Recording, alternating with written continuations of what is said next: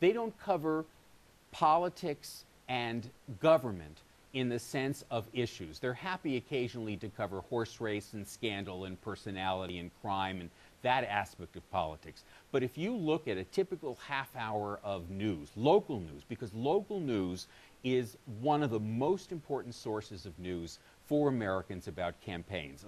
You and your colleagues have done a lot of research on local news. Right? Yes, we've been studying it now since 1998, and each year it gets more depressing, and it's hard to believe. We, not long ago, did a study, the Los Angeles media market. We looked at every station airing news and every news broadcast they aired round the clock, and we put together a composite half hour of news. And if you ask how much in that half hour was about transportation, education, law enforcement, ordinances, tax policy, everything involving local, from city to county, the answer is in a half hour, 22 seconds.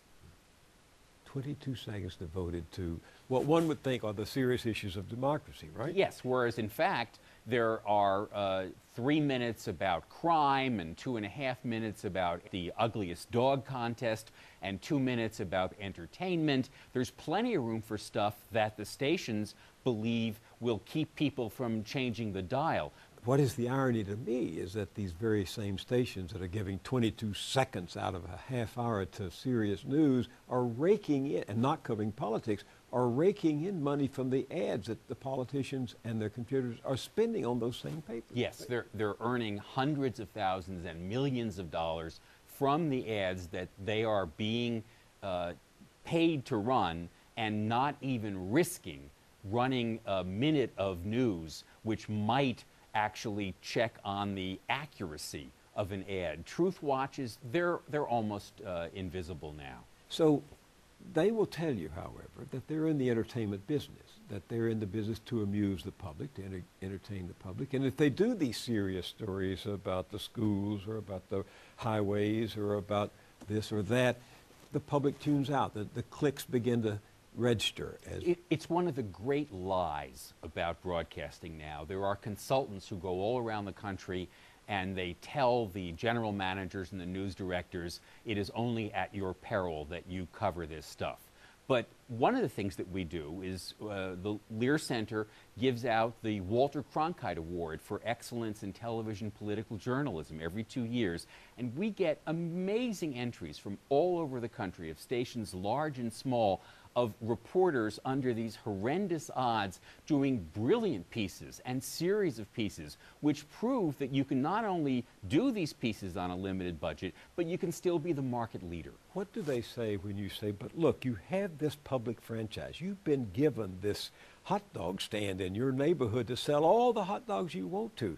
In return, we'd just like more attention to serious issues and to take politics seriously. What do they say? Well, some of them say, you're right, we're going to do it, and hold us accountable. That's the miracle. The Hearst chain of television stations, for example, has won the Cronkite Award over and over because they've risen to the challenge. If you have management and ownership from top down saying to all their stations, okay, you are required to run news stories about campaigns. You have to run 5 minutes a night for the last 30 days of a campaign, and we're going to judge you.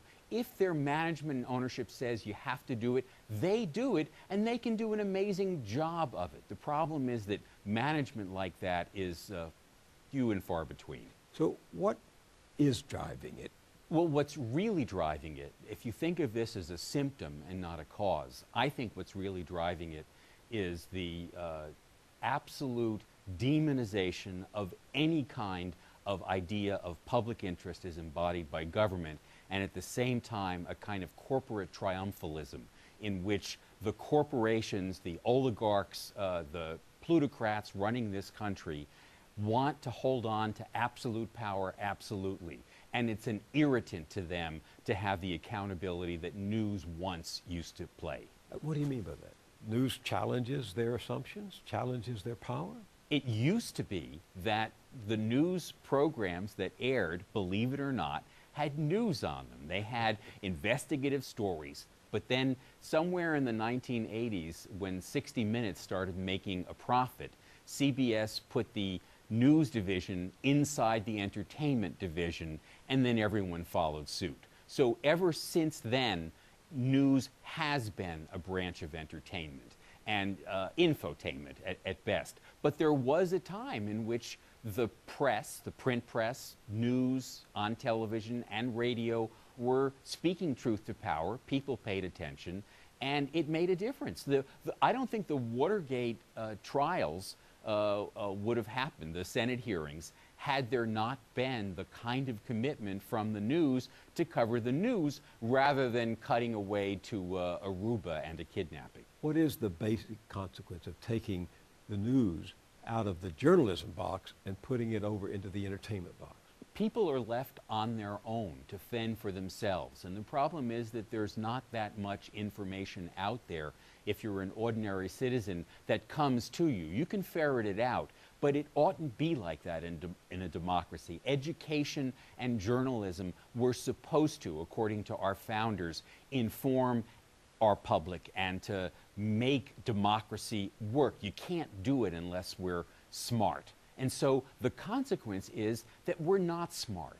This kind of view could not survive in a news environment which said this is true and that's false. Instead, we have an environment in which you have special interest groups manipulating their way onto shows and playing the system, gaming the notion that he said, she said, is basically the way in which politics is now covered.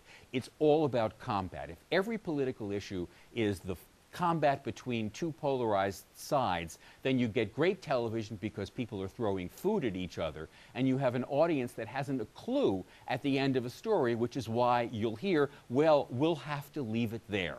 Well, thank you very much. Leave it there. You have talked and written about the straitjacket of objectivity, right?